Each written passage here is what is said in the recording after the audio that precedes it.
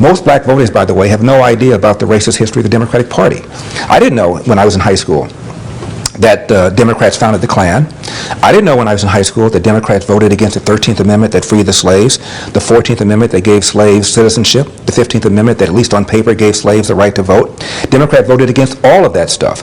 I didn't know when I was in high school that more Republicans as a percentage of the party voted for the Civil Rights Act of 1964 than did Democrats. I didn't know that.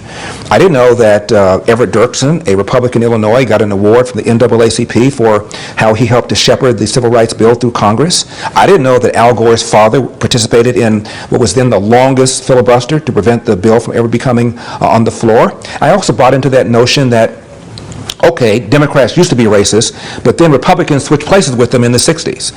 I bought into that until I found out that of all the Democrats that voted against the Civil Rights Act in the House, of all the Democrats who voted against the Civil Rights Act in the Senate, only 2 switched to the Republican Party, one of whom was Strom Thurmond. George Wallace, who stood in front of the school door as a Democratic governor saying segregation now, segregation tomorrow, segregation forever, he died a Democrat.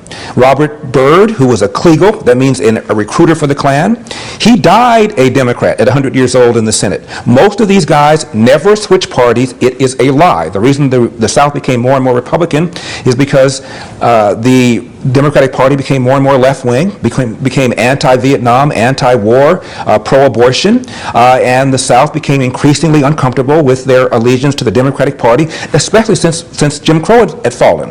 If Jim Crow has fallen, why are we in bed with these Democrats? What's the point? And so the South became more and more Republican for a reason that had nothing to do with racism. But that was the line that was fed by so many people and so many blacks